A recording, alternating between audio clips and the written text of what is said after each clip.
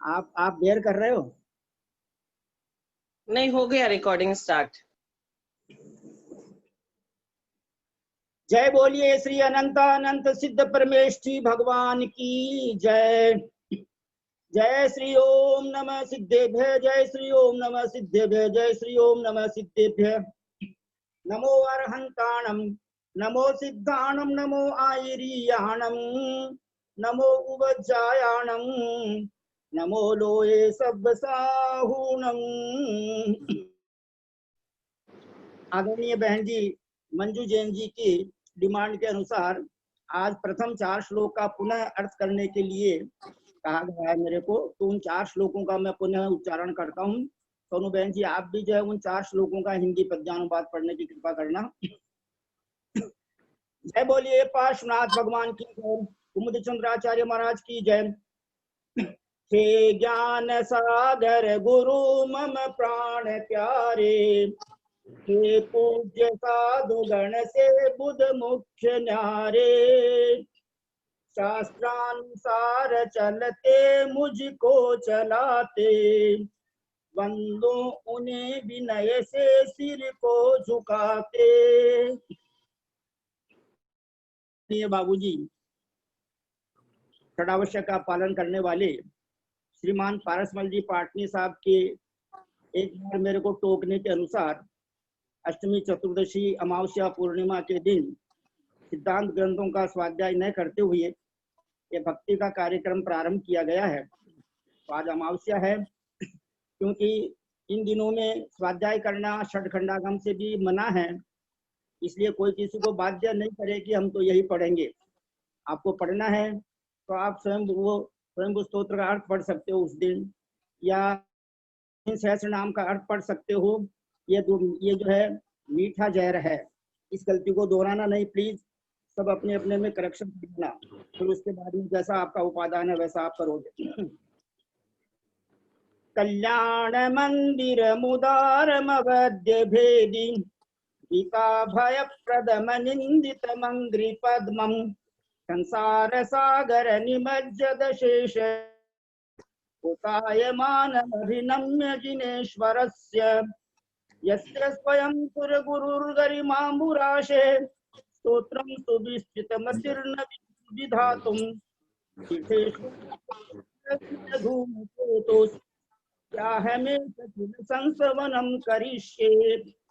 आज 2 श्लोक का अर्थ लेंगे, क्योंकि कल हम आदरणीय भैया जी को सुन नहीं पाए उनके मौन होने के कारण। अब मैं जनागम की प्रकांड विदुषी बहन, क्योंकि ये सरस्वती का सम्मान है, ललिता बहन जी आप अपने ऊपर नहीं हैं, क्योंकि मैंने जब कर्णान योग का जितना विशाल ज्ञान और एकदम सोलिड सच्चा पक्का जो सही ज्ञान देखा है, इसलिए सरस्वती की प्रशंसा है। तो मैं आपसे हाथ जोड़कर विनम्र प्रार्थना करता हूँ कि पहला और दूसरा श्लोक का ही अर्थ समझाना आज मात्र, और बाद में भैया जी को मतलब बोलने का अवसर मिलेगा। पहले सोनू जैन जी साहब आपको विनम्र निवेदन है कि आप पहले दूसरे श्लोक का हिंदी पद्यानुवाद पढ़ने की कृपा करें। कल्याण खान अघनाशक ओ उदार, है जो जिनेश पद नीरज विश्वसार, संसार बारिधि वर पोता स्वच्छ धार, उन्हें यहाँ न मन में कर बार बार, स्तवन ना जिन देव जी का, धीमान से जबरस्ती से प्रभु का, जो मैं उसे करने हट जा रहा हूँ, क्यों दृष्टता अहमता दिखला रहा हूँ। बहुत सुंदर, अति उत्तम, बहुत बहुत धन्यवाद। यहाँ पर जो कहा गया है कि इंद्र न कर सके गणधर, मोक्ष जाने वाले उसी भव से, गणधर इंद्र न कर सके तुम विनती भगवान, ध्यानत प्रीति निहार के की जो आप समान। परम आदरणीय ललिता बहन जी साहब से हाथ जोड़कर विनम्र प्रार्थना है कि कृपया इन प्रथम और द्वितीय श्लोकों का समझाने की कृपा करें प्लीज। वंदना भाई साहब, कैसी भाई साहब अगर आ गए हो तो, भाव जी हो तो धूप और सभी मेरे से बड़े जनों को सबको धोख, बाकी सबको सादर जय जिनेंद्र। सरस्वती नमस्तुभ्यं वरदे काम रूपिणी विद्यारंभं करिष्यामि सिद्धिर्भवतु मे सदा। पंडित जी वो खाली अर्थ बोलने के लिए कह रही हैं, उनको लिखना होगा, तो मैं खाली उसका अन्वयार्थ बोल रही हूँ। कल्याण मंदिरम, कल्याण के स्थान को, नाना सुखों के प्रदाता, पापों के विनाशक, अनिंदित सर्व सुर असुरों के द्वारा पूजित होने से प्रशंसनीय। एक बार फिर बोल रही हूँ, कल्याणों का स्थान, नाना सुखों के, पापों के विनाशक, सभी सुर असुरों के द्वारा पूजित होने से प्रशंसनीय, संसार व दुखों से भयभीत प्राणियों को जीवन दान देने वाले, चारों गतियों में भ्रमण रूप संसार समुद्र में डूबे हुए सर्व प्राणियों निकालने के लिए नौका के समान आचरण करने वाले। एक बार फिर बोलती हूँ, वो लिख रही हैं, शायद छूट जाता है। कल्याण, नाना सुख, कल्याण के मंदिर को प्रदाता, पापों का विनाशक, सर्व सुर असुरों के द्वारा पूजित होने से प्रशंसनीय, संसार के भयभीत प्राणियों को जीवन दान देने वाले, चारों गतियों में भ्रमण रूप संसार समुद्र में डूबे हुए को निकालने के लिए नौका के समान आचरण करने वाले। ये सारा विशेषण किसके लिए आया है? जिनेंद्र प्रभु के लिए आया है। जिनेश्वर से, जिनेंद्र भगवान के अंघ्रि पद्मम चरणार बिंदु को अभिनम्य नमस्कार करके गौरव के समुद्र जिस पार्श्वनाथ की स्तुति करने के लिए खुद विशाल बुद्धि वाला गुरु माने बृहस्पति भी समर्थ नहीं है,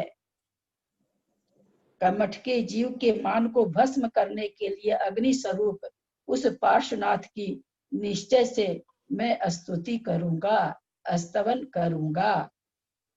ये पहले श्लोक में कुमुद चंद्राचार्य अपनी भक्ति दर्शा रहे हैं कि मैं ऐसा करूंगा।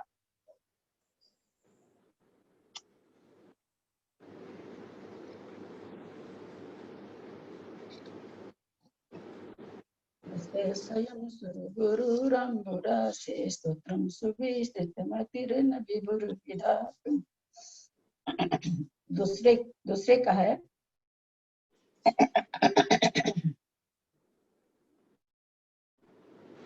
यस्य स्वयं सुरगुरुराम्बुरासे, जिन पार्श्वनाथ भगवान की खुद देवों के गुरु बृहस्पति, ये इसमें है ना, दोनों का हमने बोल दिया था, क्योंकि युगल है इसलिए दोनों श्लोक का मैंने स्वयं का भी बोल दिया था, अब तीसरा का बोल रहे हैं।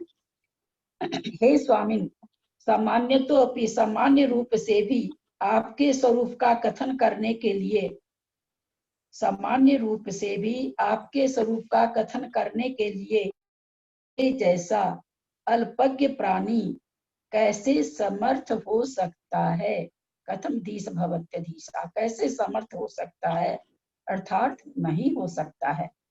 अथवा निश्चय से दिन में अंधा रहने वाला दीवान शिशु माने उल्लूक का बच्चा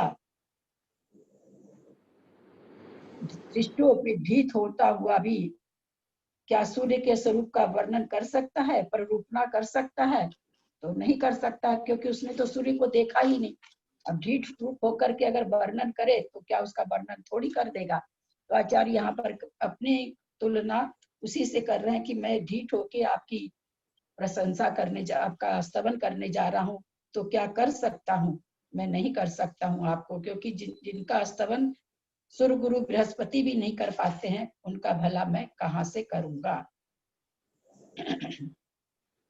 चौथे, नाथ हे स्वामी, मोहनीय कर्म के क्षय हो जाने से मोहाय मोह क्षयादनु, मोहनीय कर्म के क्षय हो जाने से आपके गुणों को अनुभव करता हुआ भी मानव निश्चय से आपके गुणों को गिनने के लिए शक्य नहीं है, समर्थ नहीं है। उदाहरण क्या दे रहे हैं, उपमा क्या दे रहे हैं आचार्य? कहते हैं कि क्योंकि नए काल के द्वारा जब समुद्र का जल बाह्य कर दिया जाता है तो ऐसे समुद्र की सारी जो रत्न राशि होती है वो प्रकट हो जाती है। प्रकट हो जाने से क्या किसी पुरुष के द्वारा वह रत्न राशि गिनी जा सकती है अथवा नहीं गिनी जा सकती है, क्योंकि इतनी अथाह जल राशि रत्न राशि है। तो उसी तरह मोह के क्षय हो जाने पर भी क्या आपके गुणों का कोई वर्णन कर सकता है? कोई आपके गुणों को गा सकता है, गिन सकता है? तो नहीं, गिनने के लिए कोई भी आपके गुणों को शक्य नहीं है। पंडित जी साहब 4 का हो गया है जी, बहुत सुंदर। बस आज इतना ही करना है।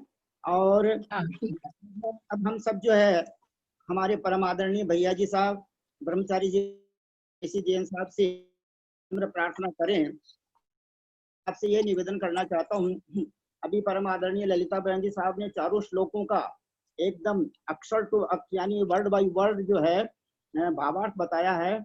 और भी मंजू जैन जी और भी जिन भाई बहनों को अधिक जानने की इच्छा है, तो जैसे एक ही भाव स्तोत्र का पूरा अन्वय अर्थ, शब्दार्थ, भावार्थ तो श्रीमान केसी जैन साहब ने मोबाइल में भेजा था, उसी प्रकार आप कल्याण मंदिर स्तोत्र की या तो पुस्तक ले लीजिए या मोबाइल के अंदर तो सब उपलब्ध है, कल्याण मंदिर स्तोत्र वहां निकाल लेना और एक एक अक्षर को समझना। ये तो बहुत अच्छी अभिलाषा है, यानी एक ही भाव स्तोत्र हम सीख गए, कल्याण मंदिर सीख जाएंगे, ये तो बहुत अच्छी बात है। अब हम सभी भाई बहन हाथ जोड़ें और थोड़ा हंस जाएं, थोड़ा मुस्कुरा जाएं, थोड़ा खुश हो जाएं, क्या समझे, ज्यादा थोड़ा थोड़ा खुश हो जाना। हम सब हाथ जोड़कर बड़े विनय के साथ में ब्रह्मचारी भैया जी महाराज जिनका निमित्त हमें मिला है, ये हमारा पुण्य है, श्रीमान आदरणीय केसी जैन साहब को सादर चरण स्पर्श, सादर पावाढोक, सादर प्रणाम और सादर वंदना निवेदन करके उनसे विनम्र प्रार्थना करते हैं कि आप हमें ब्रह्मामृत पिलाने की कृपा करें। प्लीज केसी जैन साहब सादर वंदना, पहले मुस्कुराते हुए दोनों हाथों से शुभ आशीर्वाद हमें दे दीजिए ताकि हमारे दर्शन की विशुद्धि हो जाए। दर्शन विशुद्धि भवतु। सादर वंदना, सादर वंदना।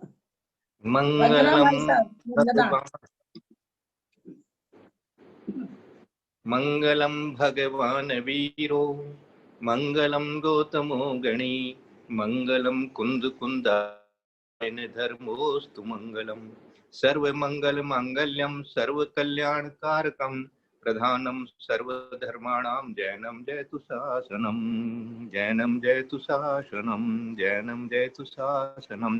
सर्वे श्रोतारे सावधानतया शृण्वन्तु। बोले देवादिदेव महावीर भगवान की जय। बोले आचार्य कुंद कुंद स्वामी महाराज की जय। बोले आचार्य कुमुद चंद्र स्वामी महाराज की जय। बोले आचार्य गुरुवर विद्यासागर महाराज की जय। बोले आचार्य वर्धमान सागर महाराज की जय। सरस्वती नमस्तुभ्यं वरदे कामरूपिणी, विद्यारंभं करिष्यामि सिद्धिर्भवतु मे सदा। बोले माता की जय।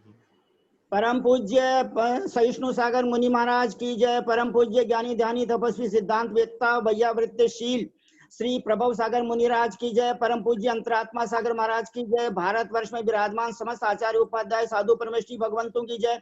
समस्त आर्य का माता जी, एलक जी, चुल्लक जी, छुल्लिका माता जी की जय। चतुर्विध संघ की जय।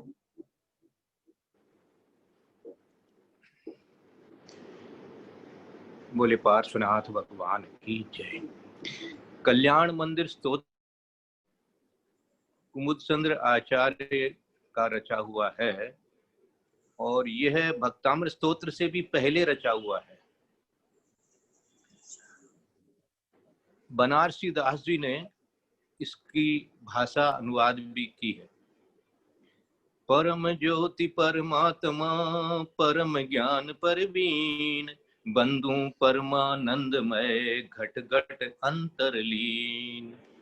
इस दोहे से उन्होंने इसका मंगलाचरण किया है।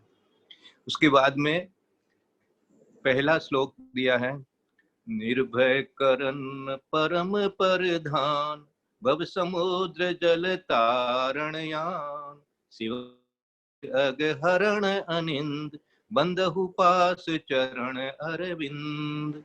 ये इनका पहला जो छंद कहिए, पद कहिए, उसका अर्थ यहाँ पर है और बताया है। निर्भय करन परम प्रधान।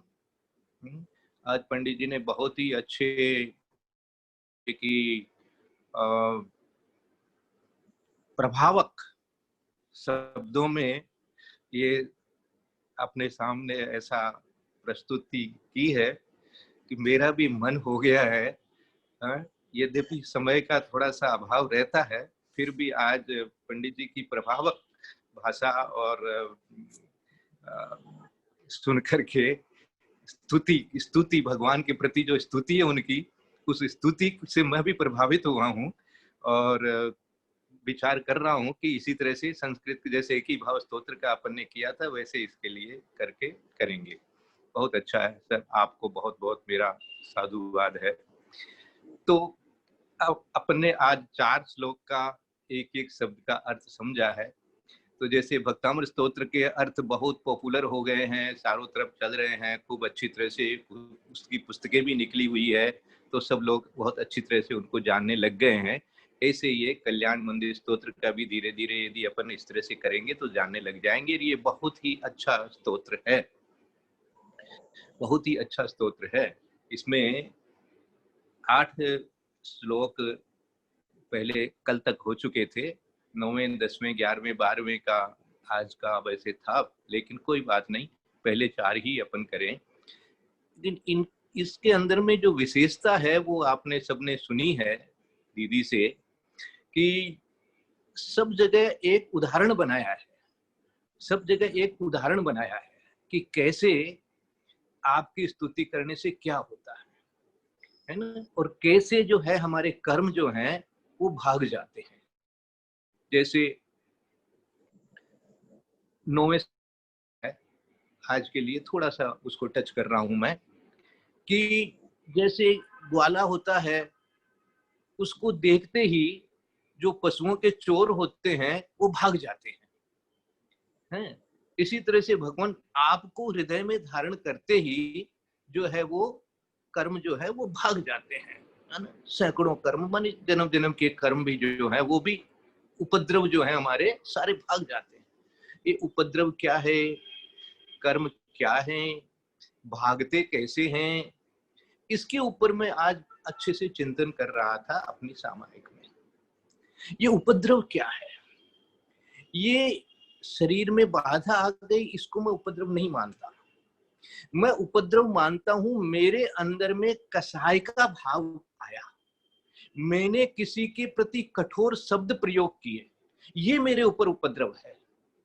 मैंने किसी की निंदा करी लालच में आकर के और भाव जो है मलिन किए, या माया में आकर के इस प्रकार का किसी को वो ऐसा कहेगा तो मैं ऐसा कह दूंगा, ये जो हमारी विचारधाराएं चलती रहती है इसको मैं उपद्रव मानता हूं। ये है असली उपद्रव। बाकी उपद्रव तो जो है सो सब अर्थ सब जानते हैं, आंधी तूफान उपद्रव होता है ये सब जानते हैं, लेकिन ये जो मेरे परिणामों में जो विकलता आई है मेरी आत्मा में, यही उपद्रव है। और इसका शांतपना कैसे आएगा, इसका शांतपना वीतराग का ध्यान बनने से ही आएगा। इसलिए आपको देखते ही ये सब भाग जाते हैं, आपको देखते ही सब भाग जाते हैं। आप कौन है, आप वीतराग हैं। देखो हम चाहे से ऋषभनाथ भगवान की पूजा करें, चाहे पार्श्वनाथ भगवान की पूजा करें, स्तुति करें, महावीर भगवान की स्तुति करें, स्तुति किसकी हो रही है, स्तुति तो वीतरागता की हो रही है, और वीतरागता का ही चिंतन बन रहा है। जैसे ही वीतराग भाव आता है, वीतराग के समर्पण का भाव आता है, वैसे ही हमारे अपने जो ये इस तरह के उपद्रव रूप वाले जो विचार हैं, उपद्रव रूप वाली जो गलतियां हैं, इनके प्रति अपना अपने आप ही ज्ञान जो है वो बदल जाता है। ये ज्ञान का बदलना जो है वो आपका प्रभाव है।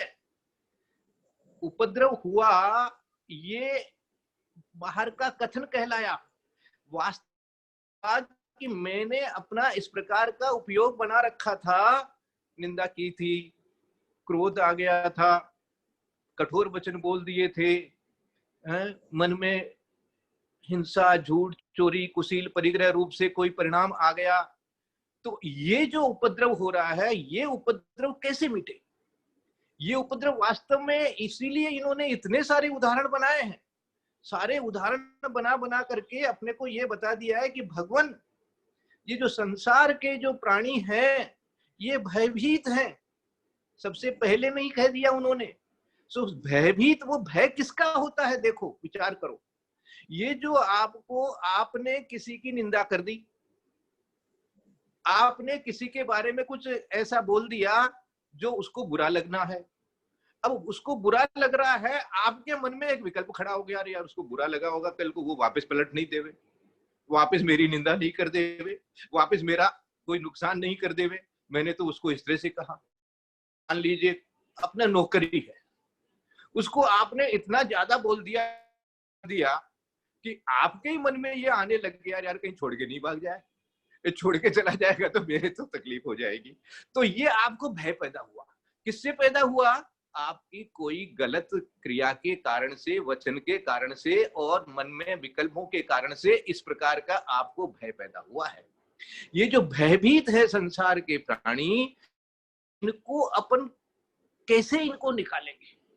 इनको निकालने के लिए यहाँ पार्श्वनाथ भगवान की स्तुति करते हुए कुमुदचंद्र स्वामी ने आरंभ किया कि भाई ये जो भय है ये तभी निकलेगा जबकि आप भगवान की शरण लेंगे, भगवान का स्वरूप ज्ञान में लाएंगे।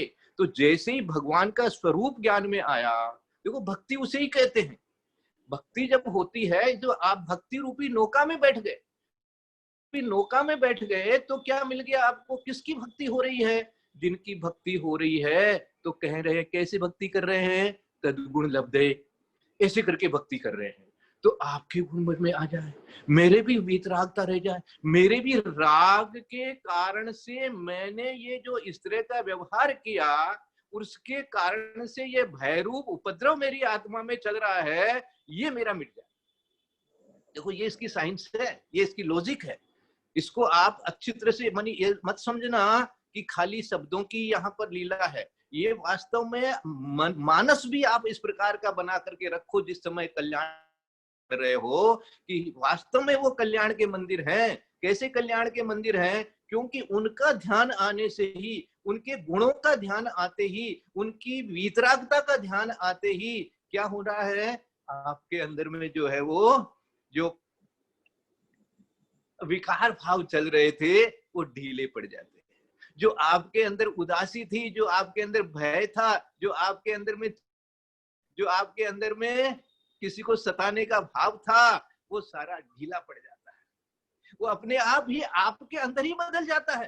ये देखो ढीला पड़ जाता है। वो आगे आता है इसके अंदर में कि जैसे पेड़ के चारों ओर सर्प लिपटे हुए हैं, लेकिन मयूर के आते ही सब भाग जाते हैं। ये सब आएगा आगे। तो अब ये कैसे हो रहा है? ये कौन तो मयूर है, कौन सर्प है, इसका चिंतन आप बनाओ। ये बाहर के उदाहरण जो होते हैं ना, वो खाली दृष्टांत होते हैं और वो खाली इशारा करने वाले होते हैं। वास्तविकता वो क्या बताना चाहते हैं उसको आप अंतर में विचार लाओ कि क्या चीज, कौन जिसके कारण से सांप भाग रहे हैं। तो ऐसा ये मयूर रूप से ये भगवान का स्मरण। अब भगवान का स्मरण मानी जैसे भगवान का स्मरण, ये तो देखो आपने जैसे किसी प्रतिमा का ध्यान लगाया, वो प्रतिमा पुद्गल है, उस समय पुद्गल का ध्यान। अब आपको पुद्गल का ध्यान करते हुए भी उस पुद्गल के माध्यम से अपने आप में उनके जो वीतराग गुण हैं, उन गुणों के प्रति भी अपने आप को क्या कर लेना है?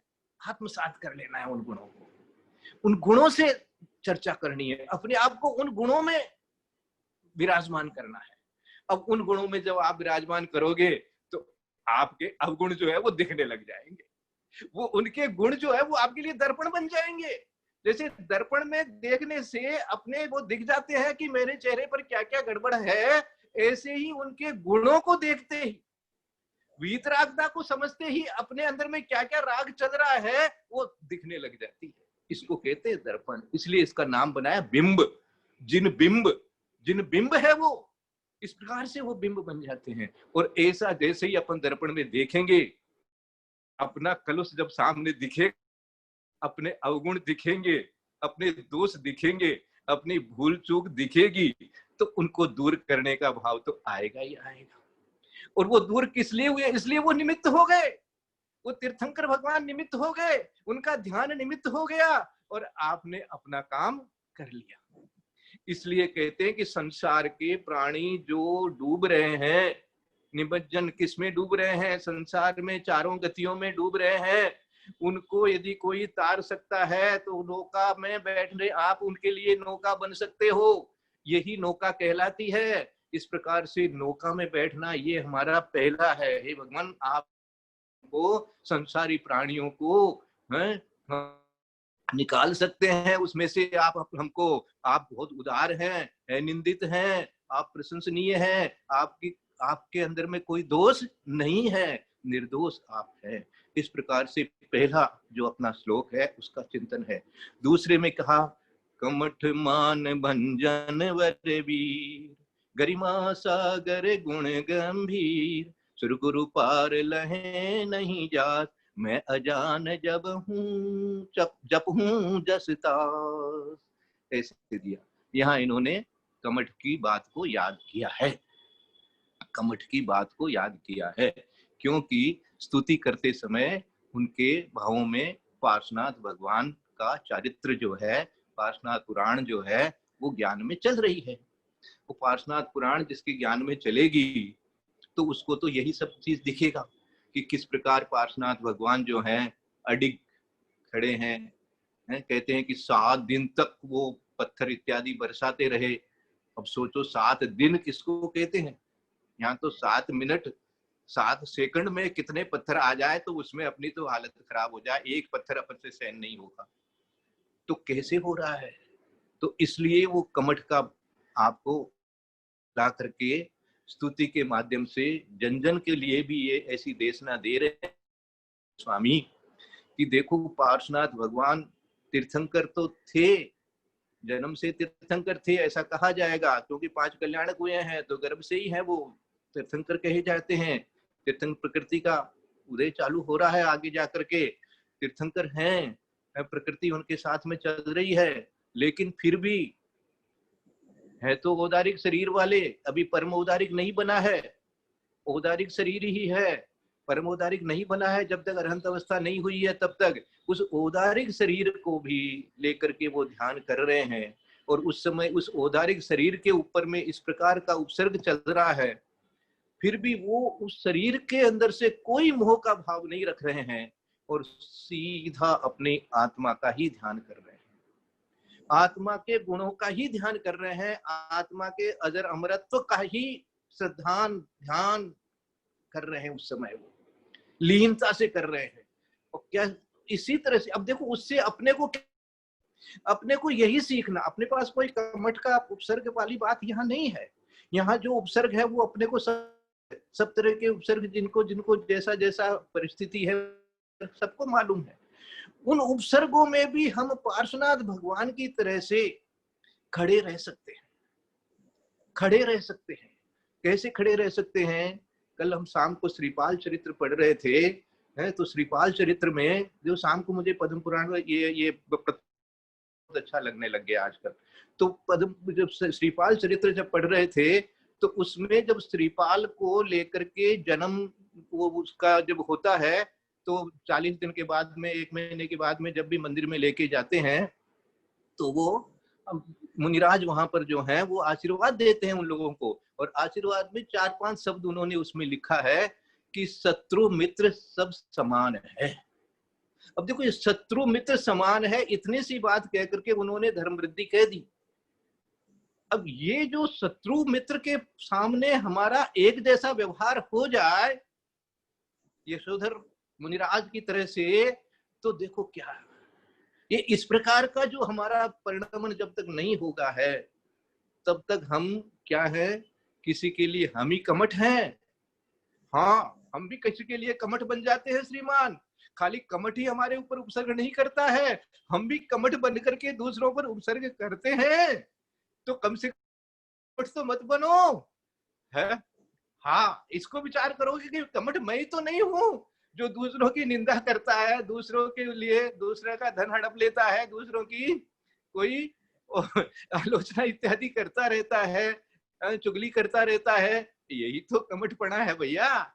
तो इस कमठपने में दूसरों का जो कमठपना आता है, उसको तो अपने क्या करें, शत्रु मित्र समान है। इस देशना को सुनकर के और पार्श्वनाथ भगवान जैसा बने। देखो, पार्श्वनाथ भगवान की स्तुति का अर्थ क्या, पार्श्वनाथ भगवान की स्तुति का अर्थ क्या, कल्याण मंदिर स्तोत्र पढ़ने का अर्थ क्या, कि जैसे पार्श्वनाथ भगवान में गुण है वैसे गुणों को मैं धारण करूं, यथाशक्ति करूं। पूरे तो वैसे नहीं हो पा रहे हैं मेरे से, लेकिन यथाशक्ति एक एक कदम चलूं तो सही, विचारूं तो सही कि भैया हर परिस्थिति में मुझे जैसे आजकल कहते हैं ना पॉजिटिव थिंकिंग, और कहते हैं कि भैया जो है वो रखो, अपने अपनी भाषा में कहेंगे समता परिणाम रखो। तो ये सब जो आएगा तो कैसे आएगा, वो उनकी स्तुति का अंतरंग मीनिंग समझ लेने से आएगा। शब्दों से स्तुति तो होएगी ही होएगी, वो तो आप जितना अच्छा अपना गला आपका होगा, कंठ जितना अच्छा होगा, उतना ही आपको आनंद भी आएगा, सुनने वाले को भी आनंद आएगा और उससे वो प्रभावित भी होगा। परंतु वैसे भाव और अंदर में जो उनके गुणों जैसे भाव अपने अंदर में आने लग जाएंगे तो कुछ महिमा अलग ही हो जाएगी। तीसरे श्लोक में क्या कहा है उन्होंने, देखो, प्रभु स्वरूप अति अगम अथा, क्यों हम सेती हो ये निवार, जो दिन अंध उलू को पोत, कही न सके रवि किरण उदोत। अब देखो, स्तुति करते करते उनके भाव ये आ रहे कि क्या स्तुति करें। अब उनके गुणों को आगे एक जगह आएगा कि जैसे बच्चा होता है ना, तो कितने गुण है, वो इतने गुण है। सागर कितना बड़ा होता है, बोले इतना बड़ा होता है, तो वो अपने हाथ फैला करके बता देता इतना होता है। अब वो हाथ फैलाने से कोई सागर थोड़ी हो जाता है? लेकिन अब क्या है हम, अब हम क्या कर सकते हैं, उनके गुणों कोई पार पा नहीं सकते। पंडित साहब ने अभी बताया जो गणधर देव हैं, अभी इसी भव से मोक्ष भी जाएंगे, 4 ज्ञान के धारी हैं, सब कुछ वही हमको समझा रहे हैं, भगवान की वाणी वही झेल पा रहे हैं। अब वो भी उनके गुणों को पूरा नहीं बता सकते, बल्कि आगे चौथे श्लोक में तो यहां तक कह दिया कि मोह क्षयात्, मोह का क्षय हो जाने के बावजूद भी जो है वो आपके गुणों का वर्णन नहीं किया जा सकता। मानी भगवान स्वयं भी अपनी वाणी से उनके गुण कितने हैं जो कथन नहीं होता है, कथन नहीं में आता है। जैसे कहते हैं उनका जो ज्ञान होता है, उस ज्ञान का अनंतवां भाग ही वाणी में आता है, और उसका अनंतवां भाग ही गणधर भगवान झेल पाते हैं, और जितना वो झेल पाते हैं उसका अनंतवां भाग ही वो कह पाते हैं, और उसका अनुभव इस तरह का वर्णन चल रहा है। तो इसका अर्थ क्या हुआ, इसका अर्थ यही हो गया कि भाई आपके गुण का तो कोई पार है ही नहीं। फिर भी जैसे कोई उल्लू का उदाहरण दे दिया चौथे श्लोक में उन्होंने कि भाई उल्लू ने कभी सूर्य नहीं देखा है। कई लोग जो होते हैं आंखों से अंध होते हैं, देखते नहीं है, लेकिन दूसरों की बातें सुन सुन करके और उसकी प्रशंसा तो करते ही हैं। जैसे मान लीजिए किसी की आंखें नहीं है, फिर भी हम लोग भगवान का वर्णन कर रहे हैं, मंदिर का वर्णन कर रहे हैं, वेदी का वर्णन कर रहे हैं, 64 चंवर का वर्णन कर रहे हैं, छत्र का वर्णन कर रहे हैं, तो उनको भी उल्लास आता है और वो भी उसी तरह से बोलने लग जाते हैं। कैसे देखा तो है नहीं, उल्लू का उदाहरण देकर के दे दिया भगवान, मैंने तो कोई आपके गुणों का अनुभव तो अभी किया नहीं है, आपके जैसे गुण मेरे में आए नहीं है, फिर भी जो कुछ है, जितना कुछ है, मेरी स्तुति बस, भक्ति बस मैं कह रहा हूँ, कुछ जो कुछ है वो बता रहा हूँ, कश्चित, जितना सा है ना। चौथे श्लोक में इन्होंने दिया था, ज्यों दिन अंध उलू को पो, हाँ ये बोल दिया मैंने, ठीक है। चौथा था, मोहहीन जाने मन माय, तो न तुम गुण वर्णे जाय, प्रलय पयोधि करे जल बीन, प्रकट ही रतन गिने ती कौन। इसके अंदर ये आ गया, अब गिनती कैसे करें। तो गिनती के लिए इन्होंने उदाहरण बनाया हुआ है कि भाई मान लो समुद्र का सारा जल खाली हो जाए, जबकि कभी होता नहीं है वो, लेकिन फिर भी एक विचार कर ले कि समुद्र का सारा जल खाली हो जाए और उसके अंदर में खाली रत्न ही जो नीचे रहते हैं वो बच जाए, उन रत्नों को भी फिर भी कोई नहीं गिन सकेगा। ऐसे तो समुद्र के रत्न जाकर के आप गिन ही नहीं सकोगे, लेकिन वो ऐसी कल्पना कर रहे हैं कि सारा समुद्र एक बार खाली भी कर दो, कोई बात नहीं है, तो भी इसके अंदर में जो गुण है, वो गुण जो है वो कोई भी गिन नहीं सकेगा, रत्नों को गिन नहीं सकेगा। इस प्रकार से अनेक अनेक उदाहरण दे करके, अनेक अनेक आगे और उदाहरण आएंगे, है ना। इस प्रकार से अनेक अनेक उदाहरण आ रहे हैं। देखो, जब चिंतन करते हैं, जब भगवान के गुणों का चिंतन करते हैं, जब सामायिक में अपनी आत्मा का चिंतन करते हैं, अपनी आत्मा को भगवान की आत्मा के साथ में मिलान करते हैं, तो इस प्रकार के उदाहरण जो है वो अपने आप ही निकलने लग जाते हैं। देखो, आचार्य श्री के पास आप जब